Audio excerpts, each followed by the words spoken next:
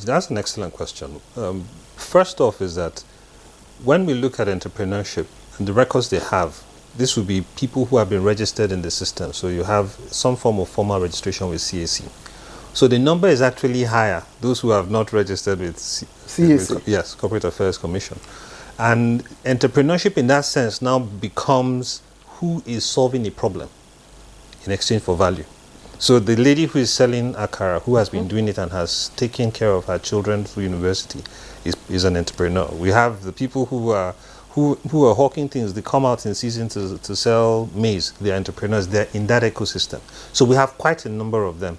Some are incidental, as he rightly mentioned. Some actually intentionally go out to do this. And that's why two things happen in the entrepreneurial space. We're having people fail in terms of the products that they bring out.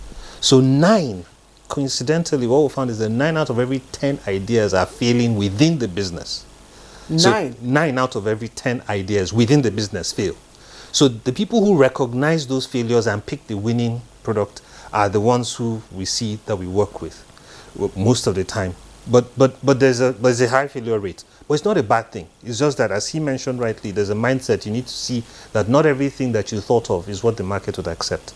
Then we now have 5 out of every 10 businesses also going out. Because most of those people who fail are now the incidentals because they went out of necessity. They weren't really strategic. They weren't thinking, how do I sustain this? So the minute they hit a roadblock, they fail.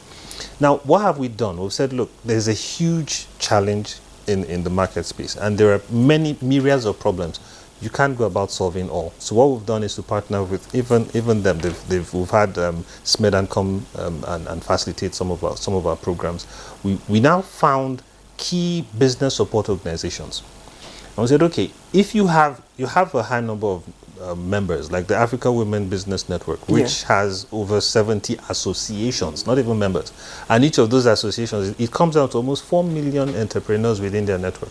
So we say, okay, if we support the associations, then it makes it easier for them to cascade. That's one strategy that we've devised. Instead of running around looking for entrepreneurs, let's look for the associations that are already supporting the entrepreneurs, and then we can now make headway. That's one.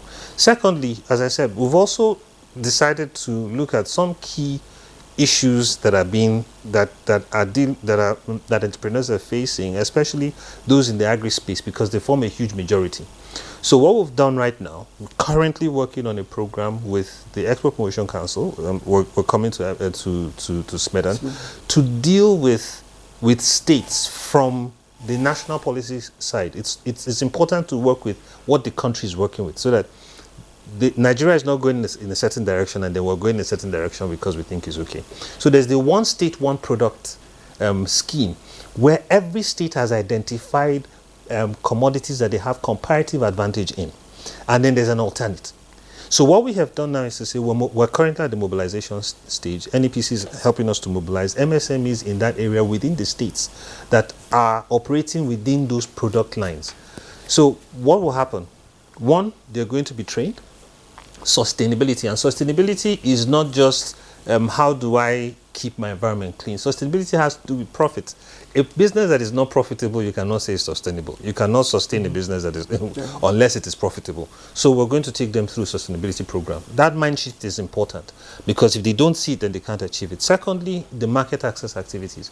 So if you have trained people to produce to a certain standard, they need to have access to where they're going to sell it, which is also a huge problem for a lot of entrepreneurs. So that gap is also something that we're working on. We've already designed it. So that's the phase, mobilize and train. Next is give them access to market. And exposing them to marketplaces, there are 2 ways we're doing it. One is a digital directory.